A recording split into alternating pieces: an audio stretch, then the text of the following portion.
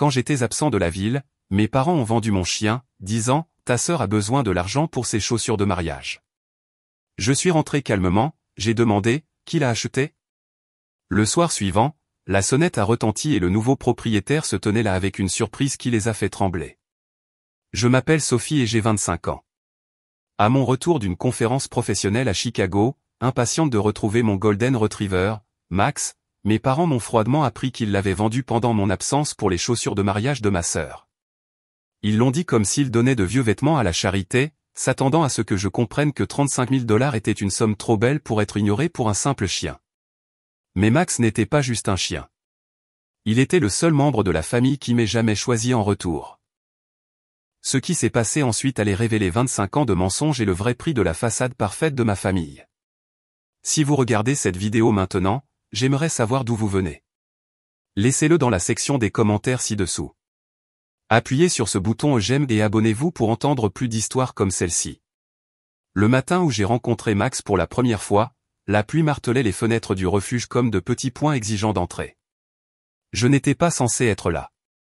J'avais seulement accompagné ma colocataire Sarah, qui voulait juste regarder des chats. Mais alors que nous passions devant les chenils, un visage particulier m'a figé. Un Golden Retriever croisé avec des yeux qui détenaient trop de sagesse pour ses 8 maigres semaines de vie était parfaitement immobile tandis que le chaos régnait autour de lui.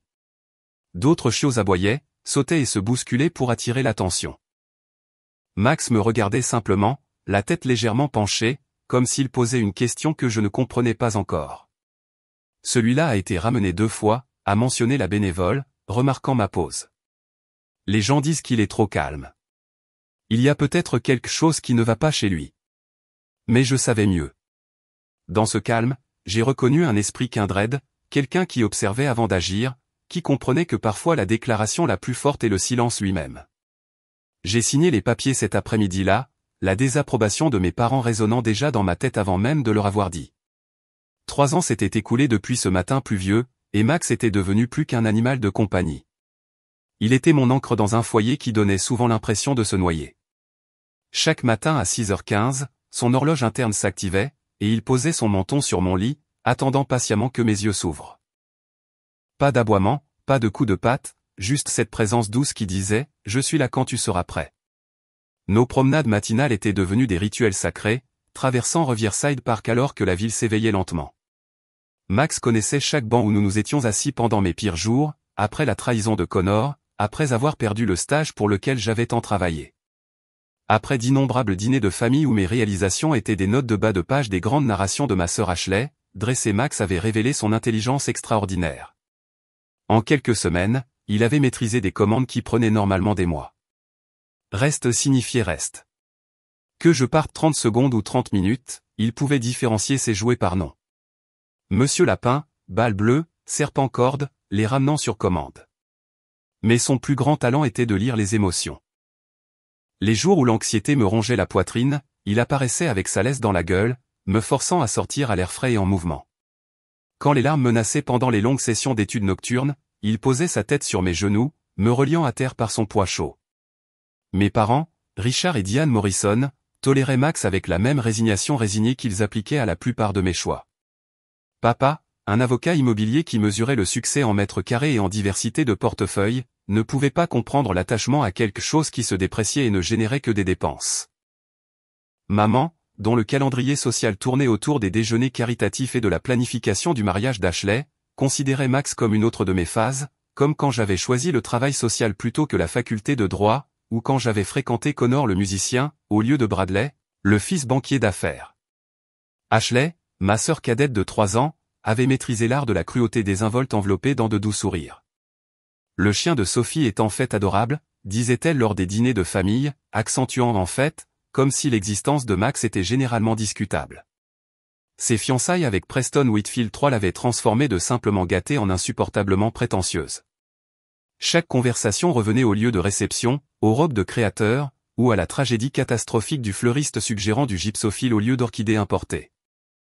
L'ironie n'a pas échappé au fait qu'Ashley, qui n'avait jamais occupé un emploi plus longtemps qu'un été, dont le diplôme universitaire avait essentiellement été acheté grâce aux dons de papa, était célébrée pour avoir attrapé Preston, tandis que ma promotion au centre de conseil pour jeunes était accueillie par « Au moins, tu es heureuse ». Le bonheur dans le foyer Morrison était quelque chose que l'on acceptait quand on ne pouvait pas atteindre le succès. Le voyage à Chicago n'aurait pas pu arriver à un pire moment. Ma superviseure m'avait spécifiquement demandé d'assister à la conférence sur les soins tenant compte des traumatismes, me qualifiant de l'une de nos défenseurs les plus prometteurs. Cela signifiait 5 jours d'absence, la plus longue séparation d'avec Max depuis son adoption. J'avais envisagé de le mettre en pension, mais maman avait semblé offensée. Nous sommes parfaitement capables de nourrir un chien, Sophie. Ne sois pas dramatique. Le matin du départ, j'avais préparé des instructions détaillées, bien que la routine de Max soit simple. Promenade du matin, promenade du soir, 2 repas, et beaucoup d'eau. J'avais stocké 2 semaines de sa nourriture prescrite. Il avait un estomac sensible, j'avais disposé ses jouets préférés, et j'avais même noté le numéro d'urgence du vétérinaire, bien qu'il l'ait déjà. Tu as écrit un roman ici, a observé papa, parcourant mon document de 3 pages. C'est un chien, pas un réacteur nucléaire.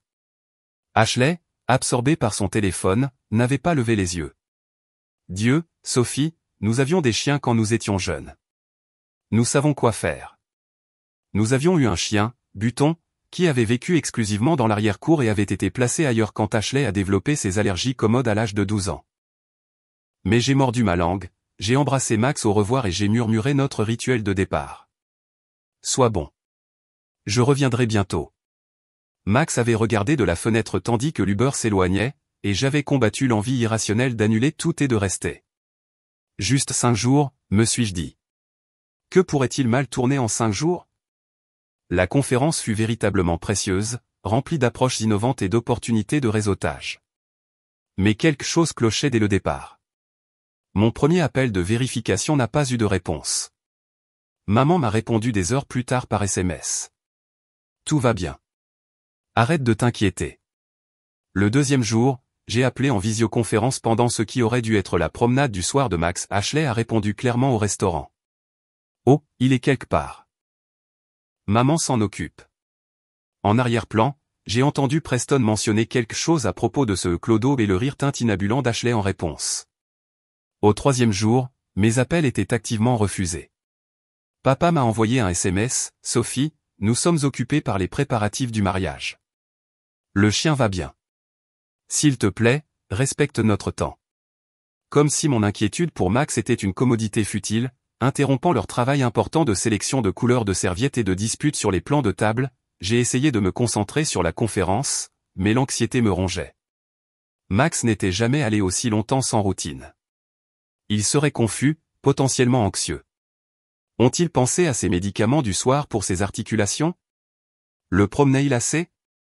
Sarah, ma colocataire, ne l'avait pas non plus vu. Tes parents ont dit qu'ils l'emmenaient chez eux pour la semaine, m'avait-elle expliqué quand j'ai appelé. J'avais proposé de passer le voir, mais ta mère a dit que ce n'était pas nécessaire. Les 2 derniers jours ont traîné, chaque atelier sur l'attachement et la confiance ressemblait à une moquerie quand je ne pouvais même pas faire confiance à ma famille avec mon chien. J'ai pris un vol plus tôt pour rentrer, atterrissant à Juevka à 15h au lieu de 19h prévu. Le trajet en taxi s'est étiré indéfiniment, le trafic rampant dans le Queens tandis que ma jambe battait avec anticipation. J'avais acheté un nouveau jouet à Max à l'aéroport, un hot-dog en peluche à la mode de Chicago qui couinait. C'était bête, touristique, mais je savais qu'il aimerait la nouveauté. Alors que nous tournions dans la rue de mes parents à Westchester, j'imaginais déjà sa réaction. Le gel initial de reconnaissance, le tremblement de tout le corps qui suivrait, la façon dont il vocaliserait sa joie dans ces bruits de souffle étranges qui n'étaient pas tout à fait des aboiements. La maison se tenait immaculée comme toujours, les roses prisées de maman bordant l'allée, la Mercedes de papa brillant dans l'allée à côté du Range Rover blanc d'Ashley. Tout semblait normal, à l'exception de l'absence du visage de Max dans la fenêtre avant où il attendait toujours quand il entendait les voitures approcher. J'ai utilisé ma clé, appelant en entrant. Max, Buddy, je suis à la maison. Silence. Pas le silence expectant avant que des pattes ne tonnent en bas, mais un silence vide. Le genre qui fait écho ici. La voix de maman flottait du salon, soigneusement modulée de cette manière qui signifiait qu'elle contrôlait son ton. Ils étaient assis, arrangés comme un tribunal. Papa dans son fauteuil en cuir, maman sur le bord du canapé. Ashley est allée à côté d'elle, admirant sa manucure. Pas de Max nulle part. Où est-il? Ma voix est sortie plus stable que prévu, bien que mon cœur tentait de s'échapper par ma gorge. Maman et papa ont échangé des regards. Une de ces conversations sans mots qu'ils avaient perfectionnées au cours de 28 ans de mariage. Ashley a continué à étudier ses ongles, mais j'ai aperçu le léger sourire qui jouait sur ses lèvres. « Asseyez-vous, Sophie », a dit papa en utilisant sa voix d'avocat, calme, autoritaire, conçue pour contrôler le récit. « Où est Max ? Nous devons en discuter rationnellement, a commencé maman, lissant des rides invisibles sur sa jupe. Vous savez, nous avons tous été soumis à un stress énorme avec les préparatifs du mariage. Où est mon chien ? Ashley a finalement levé les yeux, feignant la surprise à mon ton. Dieu, Sophie, pourquoi es-tu si agressive ? Ils essaient de te parler. Le hot-dog en peluche dans mon sac donnait l'impression de peser 1000 livres. Mes clés mordaient ma paume où je les serrais. Chaque instinct criait que quelque chose était catastrophiquement faux. Papa s'éclaircit la gorge. Il y a eu une opportunité. Un arrangement bénéfique pour toutes les parties impliquées. Quel arrangement ? La fille des Wetherby voulait un chien bien dressé, a dit maman, les mots tombant plus vite maintenant. Vous savez qu'ils possèdent ce domaine à Greenwich. Ils ont offert une somme très généreuse. Vous l'avez vendu. Les mots sont sortis à peine en murmure. Ce n'est pas comme ça, a interrompu Ashley, levant son pied gauche pour montrer une chaussure qui coûtait probablement plus que mon loyer mensuel. Ce sont des loups-boutins en édition limitée. Les chaussures de mariage dont je rêve depuis que j'ai 12 ans. Elles sont devenues disponibles, mais seulement à l'achat immédiat. Et les comptes de papa étaient bloqués dans une sorte d'investissement. Tu as vendu mon chien pour des chaussures. Ne sois pas dramatique, a dit papa, se levant maintenant, assumant toute sa hauteur, comme si cela rendait les choses plus claires. C'est juste un chien, Sophie. Tu peux en avoir un autre. Juste un chien. La phrase est restée en suspens dans l'air comme un nuage toxique. Il n'est pas juste un chien. Ma voix s'est brisée, les larmes menaçant, mais j'ai refusé de leur donner cette satisfaction. Il est de la famille. Il est ma famille. Nous sommes ta famille, a corrigé maman comme si la distinction nécessitait une clarification. Non, ai-je dit, surprenant tout le monde, y compris moi-même, avec fermeté. La famille ne se trahit pas pour des chaussures de créateur. La famille ne vend pas ce que quelqu'un aime le plus pendant son absence. La famille ne. J'ai dû m'arrêter, étouffé par la rage et le chagrin.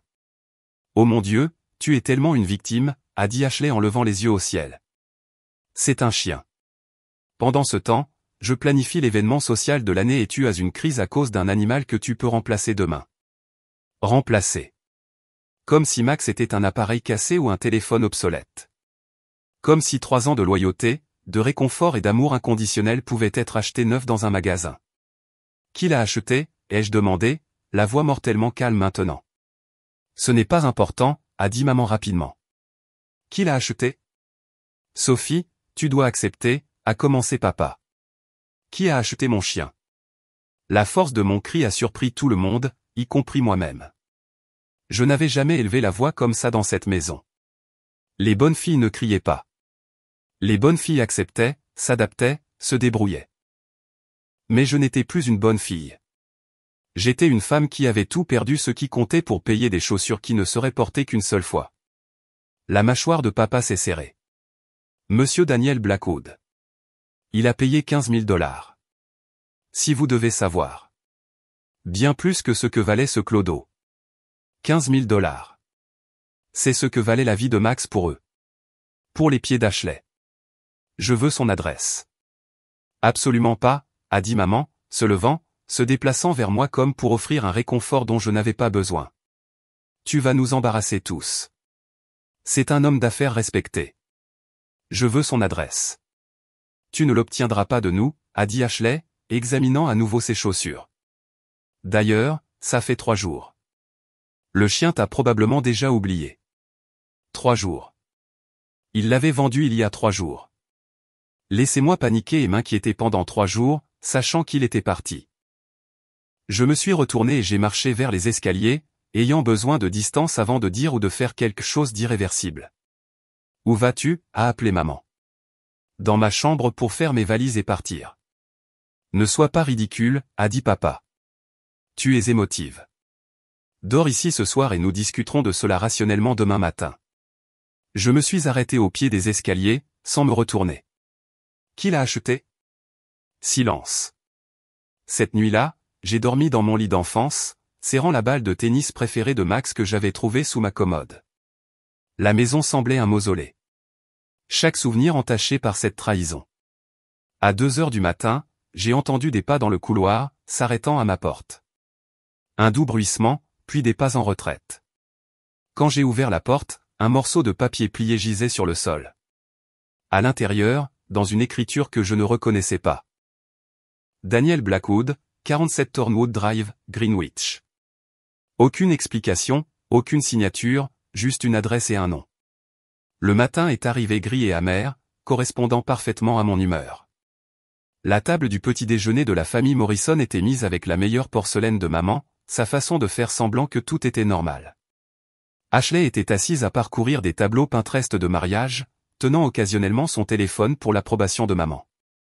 Papa lisait la section financière, se cachant derrière des murs de papier journal. Sophie, j'ai fait tes œufs bénédicts préférés, a annoncé maman, me glissant l'assiette devant moi. Oublions hier. L'assiette ressemblait à de la culpabilité garnie de hollandaise. Je l'ai repoussée, toujours boudeuse. Ashley n'a pas levé les yeux de son téléphone. Très mature. Je n'ai pas faim. Tu dois manger, a insisté maman. Et nous devons discuter de ton comportement d'hier, crié comme ça. Et si les voisins avaient entendu? Et s'ils avaient entendu, ai-je demandé platement. Papa a baissé son journal. Cette attitude n'aide personne, Sophie. Aider? Comme tu as aidé en vendant mon chien. Il n'était pas seulement ton chien, a interrompu Ashley. Techniquement, il vivait aussi dans cette maison. Nous avons tous dû supporter les poils, l'odeur, les aboiements. Max n'aboyait pas. Peu importe. L'important est que nous avons tous fait des sacrifices. Sacrifices. Le sacrifice d'Ashley était apparemment de tolérer l'existence de Max alors qu'elle vivait sans payer de loyer, planifiant un mariage à un demi-million entièrement financé par nos parents. Tu as raison, ai-je dit, me levant. Vous avez tous tellement sacrifié. Surtout toi, Ashley. Voir quotidiennement une créature aimante et loyale a dû être une torture pour quelqu'un incapable de l'une ou l'autre qualité. Sophie. Maman a halté. Le visage d'Ashley est devenu rouge. Au moins, je ne suis pas une célibataire pathétique dont le seul ami est un chien. L'était, ai-je corrigé. L'était un chien. Au passé. Grâce à vous. Je les ai laissés assis là. Ashley marmonnant son indignation. Maman essayant de médiatiser. Papa retournant à son journal comme si les rapports du marché pouvaient le protéger du drame familial. Dans ma chambre, je me suis assise sur le sol où Max avait l'habitude de dormir, son lit toujours là, toujours marqué de sa forme. Son collier pendait à la poignée de ma porte. Je l'avais enlevé le matin de mon départ, voulant le laver pendant mon absence. Maintenant, cela ressemblait à une relique d'une autre vie. Mon téléphone a vibré. Sarah, salut, comment va Max? Je parie qu'il est devenu fou quand tu es rentré. Je ne pouvais pas répondre. Je ne pouvais pas former de mots pour expliquer que Max était parti, vendu comme un inventaire, sa valeur calculée en cuir de créateur et en cire rouge. Au lieu de cela, j'ai ouvert mon ordinateur portable et j'ai commencé à chercher. Daniel Blackwood, Greenwich, Connecticut. Les résultats étaient impressionnants et intimidants. PDG de Blackwood International, une société de logistique avec des contrats militaires. Divorcé, une fille à Yale, philanthrope apparemment. Multiples photos lors de galas caritatifs, toujours seul malgré le fait d'être ce que les pages sociales appelaient le célibataire le plus convoité de Greenwich. Pourquoi un homme comme ça achèterait-il un chien à des inconnus? 15 000 $ ne lui signifiait rien. Sa montre sur une photo coûtait 3 fois plus cher. Mais c'était tout pour mes parents, ou plutôt pour la vanité d'Ashley. Je me suis retrouvé à étudier son visage sur les photos. Mi-quarantaine, très fin, des yeux qui semblaient voir à travers l'appareil. Il ne souriait sur aucune photo, offrant juste une expression contrôlée qui ne révélait rien. Qu'est-ce qu'il voulait de Max? Sophie. Maman a frappé doucement. Pouvons-nous parler? Non. Ce traitement silencieux est enfantin. C'est aussi enfantin que de vendre le chien de quelqu'un pour des chaussures. Elle est entrée quand même, s'asseyant sur mon lit sans y être invitée. Tu dois comprendre. Le mariage d'Ashley est important, plus important que mes sentiments, que Max. C'est sa journée spéciale. Chaque fille en rêve. Je ne rêve pas. Je rêvais d'une vie avec du sens, avec des connexions authentiques, comme celle que j'avais avec Max. Le visage de maman s'est durci. Ce chien devenait une obsession malsaine. Tu as 25 ans, Sophie. Tu devrais sortir avec des gens. Construire une carrière qui compte. Ma carrière compte. Le travail social. Elle a ri. Elle a vraiment ri. Ma chérie, c'est un travail pour les gens qui ne peuvent pas faire mieux. Ou pour les gens qui veulent faire mieux. Mieux que de vendre leur intégrité pour le statut. Elle s'est levée en lissant sa jupe. Cette habitude nerveuse qui signifiait qu'elle avait fini de prétendre s'en soucier. Monsieur Blackwood est un membre respecté de la communauté. Vous ne le harcèlerez pas. Regardez-moi. Sophie, sors. Cet après-midi-là, je les ai entendus dans la cuisine. La voix d'Ashley portait, stridente d'indignation. Elle est impossible. Ce n'est qu'un chien. Elle s'en remettra, l'a assuré papa. Sophie s'en remet toujours. Me suis-je remise? Me suis-je remise de la tricherie de Connor, qu'ils avaient qualifiée de bénédiction déguisée? De la perte du stage que papa avait saboté en refusant de co-signer mon bail? De 25 ans d'être le parent oublié, l'éternelle seconde dans le spectacle d'Ashley? Et si elle fait quelque chose de stupide, c'est inquiéter maman. Et si elle va chez les Blackwood? Elle n'ira pas, a dit papa avec confiance. Sophie ne fait pas de scandale. Il avait raison. La bonne, la calme, l'accommodante Sophie ne faisait jamais de scandale. Elle acceptait, s'adaptait, se débrouillait, mais cette Sophie possédait un chien. Cette Sophie n'avait plus rien à perdre. Ce soir-là, j'ai entendu Ashley au téléphone, la voix basse, mais pas assez. Non, Preston. Elle boude encore. Je sais, n'est-ce pas? Tellement embarrassant. Les chaussures, elles sont parfaites. Ça vaut chaque centime. Non, le chien est parti. Dieu merci. Oui, le nouveau propriétaire a payé en espèces. En espèces? Intraçable. Pourquoi Daniel Blackwood paierait-il en espèces pour un chien? J'ai ressorti la note, étudiant l'écriture. Écriture élégante mais précipitée, stylo-plume, pas bille. Qui dans cette maison utilisait un stylo-plume? Le papier était de haute qualité, de couleur crème. Pas de notre imprimante. Un SMS d'un numéro inconnu est apparu. La vérité sur ton chien n'est pas ce qu'ils t'ont dit. J'ai appelé immédiatement. Pas de réponse. Le numéro était déconnecté lorsque j'ai essayé à nouveau. Mon enquête s'est orientée vers Internet. J'ai posté sur des groupes Facebook locaux de Greenwich. Recherche d'informations sur un Golden Retriever croisé récemment acquis par quelqu'un dans la région. Réponse à Max. S'il vous plaît, toute information appréciée. En moins d'une heure, le post a été supprimé. L'administrateur du groupe m'a message, le post a violé les directives de la communauté. Quelle directive interdisait la recherche d'un chien? J'ai essayé d'autres voies. Craigslist, Nextdoor, Instagram. Chaque post disparaissait en quelques heures. Quelqu'un surveillait, censurait, contrôlait le récit. Ce soir-là au dîner, l'atmosphère était glaciale. Ashley portait ses nouvelles chaussures, les faisant cliquer contre le sol périodiquement comme pour me rappeler leur présence. Elles sont magnifiques, ma chérie, a gazouillé maman. Elles iront parfaitement avec ta robe. Elles ont intérêt, vu ce qu'elles coûtent, a ri Ashley, mais ses yeux ont dévié vers moi. Combien ont-elles coûté, ai-je demandé innocemment. Oh, tu sais, le prix du marché, a-t-elle éludé. 15 000 $ semble être au-dessus du prix du marché pour des chaussures. La fourchette de papa a cliqueté. Sophie, à moins qu'elle ne soit pas seulement des chaussures. À moins qu'elle ne soit aussi le prix d'une conscience nette. Combien coûte-t-il d'oublier que tu as détruit le bonheur de quelqu'un? Apparemment 15 grands.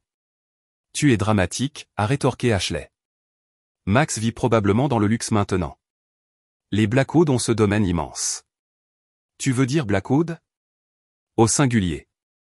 Daniel Blackwood. Le visage d'Ashley a pâli légèrement. Comment as-tu? Je ne suis pas aussi stupide que tu le penses. Personne ne te pense stupide, a intervenu maman. Juste pas réussi, pas motivé, gaspillant mon potentiel. Toutes les choses que tu dis quand tu penses que je n'écoute pas. Nous voulons seulement ce qu'il y a de mieux, a commencé papa. Vous voulez ce qui a le mieux l'air. Il y a une différence. Je me suis levé pour partir, mais la voix d'Ashley m'a arrêté. Tu sais quoi? Je suis contente qu'il soit parti.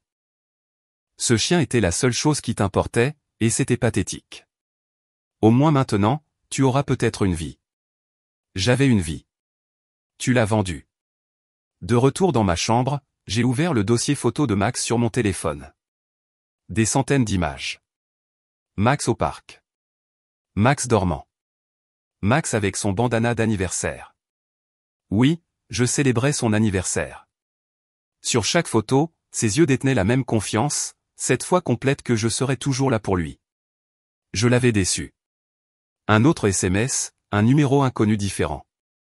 Ils ne t'ont pas tout dit. Vérifie le bureau de ton père. Tiroir du bas, côté gauche. Le bureau de papa était interdit d'accès. L'avait été depuis l'enfance. Mais à 3 heures du matin, tout le monde dormant, j'ai rampé en bas. Le tiroir était verrouillé, mais j'avais appris à crocheter des serrures simples pendant un semestre mal employé à l'université. À l'intérieur, des documents, des contrats, et là une reçue pas pour 15 000, mais pour 35 000. Ils avaient vendu Max pour 35 000 $ et gardé 20 000 pour eux-mêmes. Les chaussures n'étaient qu'une couverture, mais pourquoi quelqu'un paierait-il autant pour un chien? La page suivante révélait plus. Accord de confidentialité concernant le transfert de l'animal et du matériel associé. Matériel associé? Quel matériau? Avant que je puisse lire davantage, des pas ont craqué au-dessus. J'ai rapidement photographié tout, j'ai reverrouillé le tiroir et je me suis échappé dans ma chambre. La vérité était plus grande que je ne l'avais imaginé. Il ne s'agissait pas seulement de vendre Max. Il s'agissait de vendre quelque chose d'entièrement différent. Et mes parents savaient exactement ce qu'ils avaient fait. 3 jours après avoir découvert les documents, je ne les avais toujours pas confrontés. J'avais besoin de plus d'informations, plus de preuves. Les photographies que j'avais prises étaient floues, mais lisibles. Le matériel associé apparaissait plusieurs fois, ainsi que des références à des tests génétiques, des études comportementales et, plus dérangeant encore, le projet Compass. J'avais cherché toutes les variations du projet Compass en ligne. Rien. Quoi qu'il en soit, ce n'était pas une connaissance publique. La maison était devenue un état de guerre froide. Je prenais mes repas dans ma chambre. Il faisait semblant que je n'existais pas. Ashley a continué la planification du mariage avec un enthousiasme agressif comme si son bonheur pouvait noyer l'attention. Vendredi soir, 19h47. Je me souviens de l'heure exacte parce que je regardais l'horloge en me demandant combien d'heures Max avait été parti. 144 si mes calculs étaient bons. Quand la sonnette a retenti, personne n'a bougé au début. Nous n'attendions personne. Vendredi était la soirée du club de lecture de maman. Annulée cette semaine en raison de problèmes familiaux. Et le jeu de poker de papa était demain. La sonnette a retenti à nouveau, suivi d'un coup ferme. Je vais ouvrir, ai-je dit, quelque chose dans ma poitrine se resserrant avec une anticipation inexplicable. Sophie, attends, a commencé maman, mais j'étais déjà à la porte. Je l'ai ouverte et le monde a basculé. Là se tenait un homme que je reconnaissais sur des photos, Daniel Blackwood, bien qu'aucune image n'ait capturé sa présence. Grand, impeccablement vêtu d'un costume anthracite qui coûtait probablement plus cher que ma voiture, avec des yeux qui semblaient cataloguer tout en quelques secondes. Mais je n'ai guère enregistré tout cela car à côté de lui, en laisse en cuir, la queue battant si fort que tout son dos ondulait, était Max. Le nom a déchiré ma gorge alors que je tombais à genoux. Il a jailli en avant, arrachant presque la laisse de la prise de Blackwood. Et puis il était dans mes bras, léchant mon visage, faisant ces bruits de souffle qui étaient sa version de pleurer. J'ai enfoui mon visage dans sa fourrure, le respirant. Il sentait mauvais, comme un shampoing cher au lieu de son habituel bain d'avoine. Mais en dessous, il y avait toujours Max, toujours mon garçon. « Bonjour, Sophie », a dit Blackwood, sa voix portant un accent que je ne pouvais pas situer. Éduqué, international, soigneusement neutre. « Je crois que nous devons parler. » Qui est-ce a tonné la voix de papa par derrière, puis s'est arrêté brusquement. Monsieur Blackwood. La température a semblé baisser de 10 degrés. Maman est apparue, le visage pâle. Ashley a regardé par derrière elle, ses chaussures à 35 000 $ claquant nerveusement sur le sol. Monsieur et Madame Morrison. Blackwood a légèrement hoché la tête, le minimum de politesse. Ashley. Son nom est sorti comme une accusation. Nous n'attendions pas, à bégayer maman. Non, j'imagine que vous n'attendiez pas. Il m'a tendu la laisse de Max et je l'ai serré comme une bouée de sauvetage. Puis-je entrer ? Ce que j'ai à dire ne devrait pas être discuté sur le pas de la porte. Papa s'est écarté mécaniquement. Blackwood est entré avec la confiance de quelqu'un qui possédait n'importe quelle pièce qu'il occupait. Max pressé contre mes jambes, tremblant légèrement, pas de peur, mais d'excitation, la même façon qu'il le faisait pendant les orages quand il avait besoin de réassurance que je ne le quitterais pas. Nous nous sommes assemblés dans le salon dans les mêmes positions que ce jour horrible où il m'avait dit qu'il l'avait vendu, sauf que maintenant je me tenais debout, Max à mes côtés, tandis que Blackwood dominait l'espace depuis le centre de la pièce. Vous m'avez dit que le chien n'était pas désiré, a-t-il commencé sans préambule. Un fardeau que vous étiez désireux de décharger.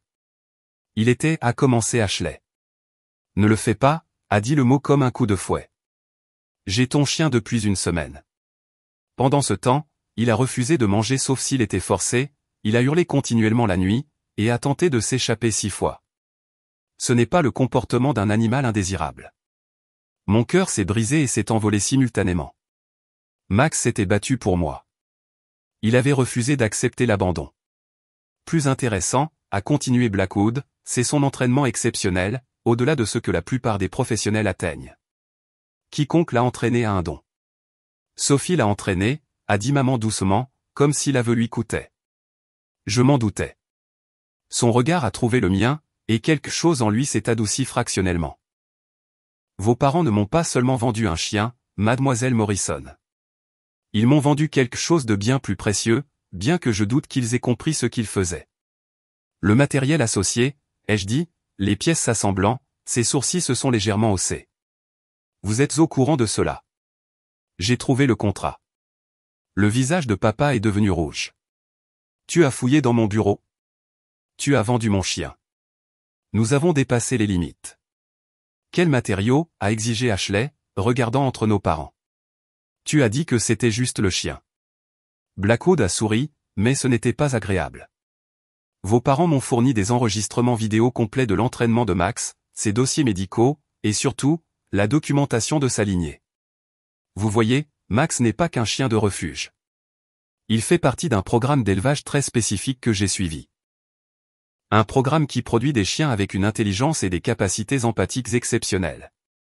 C'est ridicule, a balbutié papa. C'est juste un clodo d'un refuge. Un clodo dont le grand-père était Titan, le chien de travail militaire qui a sauvé 17 soldats en Afghanistan, dont la grand-mère était Sage, le chien thérapeute capable de détecter des crises 30 minutes avant leur apparition. Sa lignée s'est perdue lorsque le programme d'élevage a été fermé, mais certains marqueurs, comportementaux et génétiques, subsistent. Mon esprit s'est affolé. La capacité étrange de Max à sentir mes émotions, son intelligence extraordinaire, son lien instantané avec moi. Tout cela prenait un sens terrible. Vous saviez, ai-je accusé mes parents. D'une manière ou d'une autre, vous saviez. Nous soupçonnions, a admis maman. Le refuge a mentionné qu'il était spécial, mais nous pensions qu'il voulait juste dire bien entraîné. Alors, vous l'avez vendu au plus offrant. C'était une bonne opportunité, a commencé papa. C'était du vol. Blackwood a interrompu. De la fraude, en fait. Vous m'avez vendu quelque chose sous de fausses déclarations, prétendant une propriété et une autorité que vous ne possédiez pas. Nous sommes ses propriétaires légaux, a protesté Ashley. Non, ai-je dit, me souvenant soudainement, vous ne l'êtes pas. Je l'ai enregistré à mon nom. La puce est à mon nom. Chaque dossier vétérinaire est à mon nom. Vous l'avez volé. La pièce est devenue silencieuse à l'exception de la respiration de Max, ce qui nous amène à la raison de ma présence ici. Blackwood a dit, je pourrais engager des poursuites judiciaires. Fraude, vol, cruauté envers les animaux. Oui, vendre un animal y cause une détresse psychologique documentée qui se qualifie de cruauté. Votre réputation, Monsieur Morrison, votre cabinet serait détruit. Le mariage de votre fille serait l'événement social de l'année, juste pas de la manière dont elle l'imaginait. Ashley a poussé un son étranglé, mais il a continué, je suis plus intéressé par la justice que par la vengeance. Il m'a regardé. Le choix vous appartient, Sophie. Je rendrai Max de toute façon. Il est inutile à mon programme sans sa manipulatrice, et plus important encore, le garder serait cruel. Mais le reste, exposer ce qu'ils ont fait, l'argent qu'ils ont gardé, les mensonges qu'ils ont dit. C'est votre décision. Quel argent ils ont gardé, ai-je demandé, même si je le savais déjà. Les chaussures coûtaient 15 000 $, a-t-il dit calmement. J'en ai payé 35 000. Je suis curieux de savoir où sont passés les 20 000 autres. Le souffle d'Ashley était théâtral. Maman, papa. Leur silence suffisait comme réponse. Dans l'épargne. Papa a finalement admis. Pour le mariage. Mon fonds de mariage. La voix d'Ashley a monté en octave. Vous avez volé dans mon fonds de mariage pour ajouter à mon fonds de mariage. L'ironie était si parfaite que j'ai failli rire. Il y a plus, a dit Blackwood, et tout le monde s'est figé. Sophie, tes parents ne t'ont jamais parlé de ton parrain, n'est-ce pas? Mon quoi? James Hartley, mon partenaire commercial, jusqu'à sa mort il y a 2 ans. Il a laissé des instructions pour que si quelque chose lui arrivait, une partie de sa succession aille à sa filleule. Toi. La pièce a tourné. Je n'ai pas de parrain. Tu en avais. Tes parents ont été nommés fiduciaires de ton héritage jusqu'à ton 25e anniversaire, qui était-il il y a 3 mois. Le sanglot de maman était soudain et aigu. Le visage de papa était devenu gris. Combien, ai-je demandé naïvement. 200 000 $. Destiné à ton éducation, à une maison, à la création d'une entreprise, tout ce que tu choisirais. Tes parents devaient t'en informer à ton anniversaire. 200 000 $. Pendant que je travaillais 3 emplois à l'université, pendant que je vivais dans un studio avec des rats, pendant qu'ils me disaient sans cesse que je devais être plus indépendante, plus autosuffisante. Nous allions te le dire, a murmuré maman. Quand? Ma voix était étrange. Détachée. Après le mariage d'Ashley, après sa première maison, après que les fonds universitaires de ses enfants aient été sécurisés. Ce n'était pas comme ça. Alors c'était comment? Papa s'est levé, essayant de reprendre l'autorité par la hauteur. Nous avons pris des décisions que nous pensions être les meilleures. Cet argent aurait été gaspillé. Sur ma vie, sur tes projets au grand cœur, le sauvetage des animaux, toutes ces causes qui ne génèrent pas de rendement. Rendement? J'ai ri, dur et amer. Comme le mariage d'Ashley. Un demi-million de dollars pour une journée. C'est un bon rendement. C'est un investissement dans son avenir. Et moi, Max ne pressait plus près. Même Blackwood semblait mal à l'aise face à la douleur brute dans ma voix. Tu étais toujours la recherche de maman pour des mots, différentes, difficiles. Tu ne voulais pas des choses que nous pouvions te donner. Je voulais de l'amour, du soutien, être vu comme plus que la sœur décevante d'Ashley. Nous t'aimons. Vous aimez l'idée de moi, la fille que vous auriez pu avoir si seulement j'avais coopéré, me suis conformé, s'était soucié des bonnes choses. Mais le moi réel, celui qui dresse les chiens et aide les enfants en difficulté et sort avec des musiciens au lieu de banquiers. Elle, vous l'avez vendue pour 35 000 $ et une paire de chaussures. Je me suis tourné vers Blackwood. Je veux tout. L'argent qu'ils ont volé. La vérité exposée. Tout. Sophie, s'il te plaît. Maman a tendu la main vers moi. J'ai reculé. Max grondant doucement. La première fois que je l'avais entendu gronder contre quelqu'un. J'ai fini. Fini de faire semblant que c'est une famille. Fini d'accepter des miettes pendant qu'Ashley reçoit des festins. Fini d'être reconnaissante pour la négligence déguisée en amour dur. Blackwood a sorti son téléphone. Je ferai contacter mes avocats lundi, Sophie. Nous allons récupérer ton héritage et nous assurer que tes parents affrontent les conséquences appropriées. Cela va nous ruiner, a dit papa platement. Non, ai-je corrigé. Vous vous êtes ruiné. Je refuse juste de garder le secret plus longtemps. Ashley, qui avait été exceptionnellement silencieuse, a soudainement explosé. C'est insensé. Ce n'est qu'un chien. tu détruis notre famille à cause d'un chien.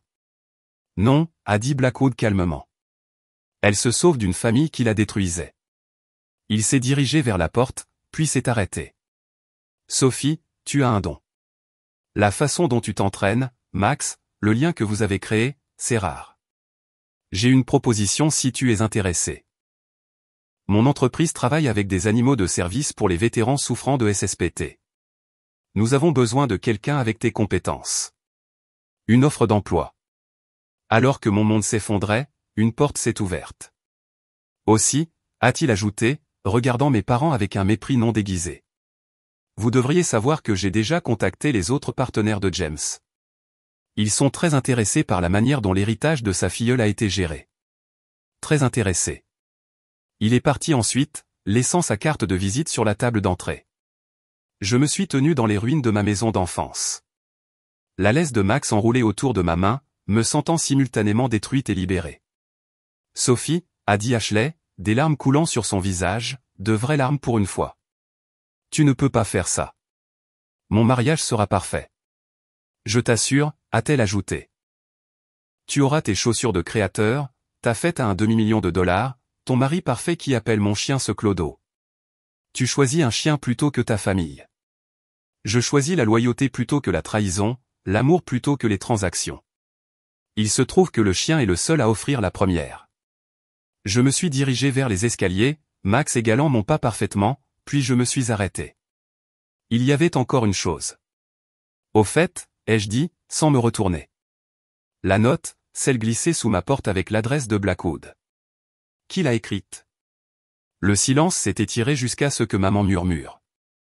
La femme de ménage, Maria, elle a vu ce que nous avons fait, elle t'a vu pleurer.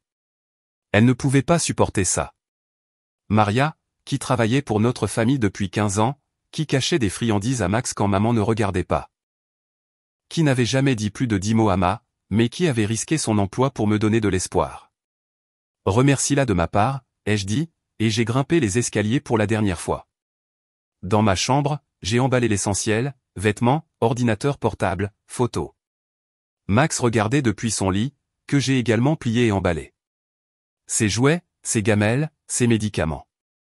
Le jouet de hot-dog de Chicago que je ne lui avais jamais donné, qu'il a immédiatement réclamé avec des mâchoires douces. D'en bas, des voix élevées, mes parents se disputant, Ashley sanglotant, des portes qui claquaient.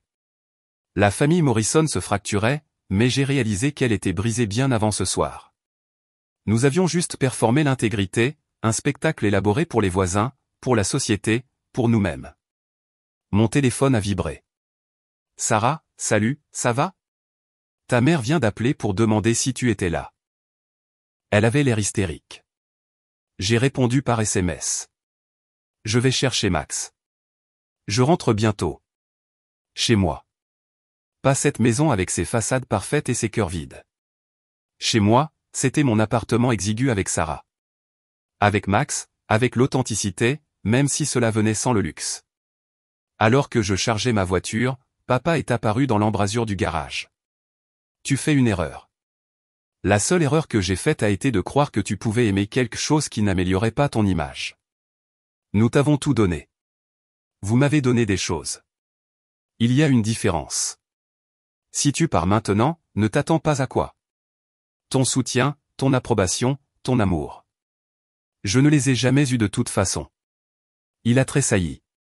La première émotion authentique que j'avais vue de lui depuis des années. Sophie. Sa voix a craqué légèrement. Nous t'aimions. Nous ne savions juste pas comment aimer qui tu es devenu. Alors vous ne m'aimiez pas. Vous aimiez qui vous vouliez que je sois. Ce n'est pas la même chose. J'ai chargé Max dans le siège arrière, sa place préférée où il pouvait observer la route et moi. Il s'est installé immédiatement, comprenant que nous partions, l'acceptant avec l'adaptabilité qui rendait les chiens supérieurs aux humains à bien des égards. Alors que je reculais dans l'allée, je les ai vus à la fenêtre, maman pleurant, papa impassible, Ashley au téléphone, appelant probablement Preston pour obtenir du réconfort. Il ressemblait à un portrait de prospérité interrompu, une famille qui avait tout sauf ce qui comptait. Le trajet jusqu'à la ville fut silencieux, à l'exception de soupirs occasionnels de contentement de Max. À un feu rouge, j'ai tendu la main pour lui caresser la tête et il m'a léché la main. Une bénédiction, une promesse, un renouvellement de vœux entre nous. Mon téléphone a sonné via le Bluetooth de la voiture. Blackwood. Sophie, je voulais m'assurer que tu es sortie en toute sécurité. Je vais bien. Nous allons bien. Bien. Je pensais ce que j'ai dit à propos du travail. L'offre est toujours d'actualité quand tu seras prête. Pourquoi, ai-je demandé. Pourquoi faire tout cela pour quelqu'un que tu ne connais pas? Une pause. James Hartley parlait constamment de toi. Sa filleule, qui a choisi d'aider les autres plutôt que de s'aider elle-même, qui a sauvé un chien que tout le monde avait abandonné. Il serait furieux s'il savait ce que tes parents ont fait. Considère que c'est honorer sa mémoire. Tu aurais pu simplement rendre Max et partir. J'aurais pu, mais certaines injustices exigent une correction, et certaines personnes méritent mieux que ce qu'elles ont reçu. Merci. Ne me remercie pas encore. La procédure judiciaire sera laide. Tes parents vont se battre. Ashley te fera passer pour le méchant dans tous les cercles sociaux auxquels elle a accès. Es-tu préparé à cela? J'ai regardé dans le rétroviseur Max, qui me regardait avec ses yeux sages et patients. Ils m'ont déjà fait passer pour le méchant pour avoir aimé différemment d'eux. Au moins maintenant, je serai le méchant avec mon chien. Il a ri, un son surprenant et chaleureux. James aurait aimé cette réponse. L'offre est toujours d'actualité, Sophie. Quand tu seras prête. L'appel s'est terminé alors que je garais ma voiture dans mon immeuble d'appartement. Sarah attendait dehors, vibrant pratiquement d'inquiétude et de curiosité. Quand elle a vu Max, elle a crié assez fort pour réveiller tout le pâté de maison. Max? Oh mon Dieu! Tu l'as récupéré. Comment? Qu'est-ce qui s'est passé? Ta mère avait l'air de dire que quelqu'un était mort. Quelqu'un l'a fait, ai-je dit, sortant Max de la voiture, la personne qu'il voulait que je sois. À l'intérieur, Max a immédiatement réoccupé sa place sur le canapé. Celle dont Sarah s'était toujours plainte jusqu'à maintenant. Elle s'est assise à côté de lui, caressant ses oreilles pendant que j'expliquais tout. La vente, les chaussures, l'héritage, Blackwood, le choix de tout brûler plutôt que de continuer la mascarade. Saint, a-t-elle soufflé quand j'ai eu fini. Tes parents sont des sociopathes. Non, ai-je corrigé. Les sociopathes ne ressentent pas la culpabilité. Ils sont juste égoïstes. Il y a une différence. Et maintenant? Maintenant? J'ai regardé autour de notre petit appartement.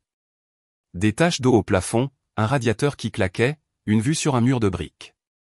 C'était exigu, bon marché, et absolument parfait. Maintenant, nous vivons vraiment, sans excuse ni explication ni justification.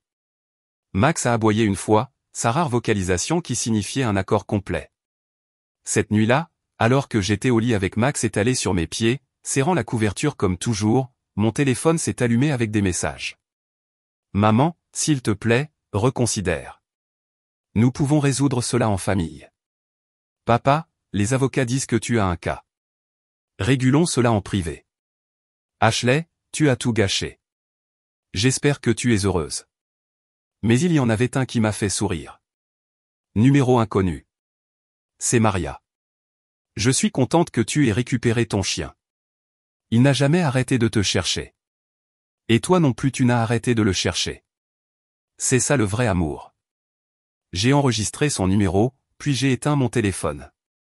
Dans l'obscurité, la respiration de Max était régulière, paisible. Pour la première fois depuis des jours, peut-être des années, la mienne l'était aussi. Nous étions rentrés. Nous étions ensemble. La famille qui nous avait vendus tous les deux pour les apparences avait perdu plus qu'elle n'avait gagné. Ils avaient perdu la seule chose authentique dans leur maison parfaite. La fille qui aimait sans condition, tout comme le chien qu'ils avaient valorisé à 35 000 $, mais ne pouvaient pas évaluer ce qu'il valait vraiment. Demain apporterait des avocats, des accusations, une guerre familiale. Le mariage d'Ashley se déroulerait sous un nuage de scandales. Mes parents seraient tenus responsables de vol et de fraude. Le nom de la famille Morrison serait terni dans tous les cercles sociaux qu'ils valorisaient. Mais ce soir, dans un petit appartement avec une colocataire qui comprenait que l'amour ne s'agissait pas de pédigré ou de profit, j'étais plus riche que je ne l'avais jamais été dans ce manoir de miroirs et de mensonges. Max s'est déplacé pendant son sommeil, sa patte tendant la main pour toucher ma jambe, s'assurant que j'étais toujours là. Je l'étais. Je le serai toujours. Les Morrison avaient volé mon chien pendant mon absence. Ils ne s'attendaient pas à qui s'est présenté à la porte. Pas seulement Daniel Blackwood avec ses avocats et son influence, mais la vérité elle-même, trottinant à quatre pattes, portant dans sa gueule les mensonges qu'ils avaient enterrés sous le marbre matrimonial et le prestige emprunté. Les Morrison avaient gagné 35 000 $ et perdu leurs deux filles, l'une à la vérité, l'autre à la découverte de soi. Ils avaient à peine conservé leur réputation, mais avaient complètement perdu leur famille. Max et moi, nous n'avons rien perdu de ce qui comptait et avons tout gagné de ce qui comptait. On l'a fait, mon garçon, ai-je murmuré dans sa fourrure. Nous sommes à la maison, a-t-il eu fait son accord, la queue battant doucement, et nous nous sommes assis dans un silence paisible. Une fille et son chien, qui valent plus que n'importe quel héritage. Une famille choisie dans le sens le plus vrai. Dehors, la ville bourdonnait de millions de vies, 2 millions d'histoires. Mais à l'intérieur de notre petit appartement, il n'y avait que nous, Sophie et Max, survivants de la trahison. La preuve que l'amour ne se mesure pas en dollars ou en lignées, mais en qui se présente, qui reste, qui te choisit en retour quand le monde essaie de te vendre. Les Morrison avaient vendu mon chien pendant mon absence. Ils ne s'attendaient pas à ce qu'il revienne. Ils ne s'attendaient pas à ce que je le choisisse plutôt qu'eux. Ils ne s'attendaient pas à ce que la vérité ait quatre pattes et une queue battante. Mais surtout, ils ne s'attendaient pas à ce qu'en vendant Max, ils aient enfin vendu la seule chose qui valait la peine d'être gardée, le dernier fragment de loyauté de leur fille. Max a bâillé, s'est étiré et s'est dirigé vers son lit, le coûteux lit orthopédique que j'avais acheté avec les fonds du règlement. Il a tourné 3 fois, puis s'est installé avec un grognement content. Bon garçon, ai-je dit. Le meilleur des garçons. Et dans le silence de notre vie transformée, c'était tout. Que choisiriez-vous? Une famille qui vous voit comme un investissement ou un compagnon loyal qui vous voit comme leur monde entier? Si cette histoire a touché votre cœur, veuillez aimer et vous abonner pour plus d'histoires de trahison inattendue et du courage de choisir l'amour véritable plutôt que les liens du sang.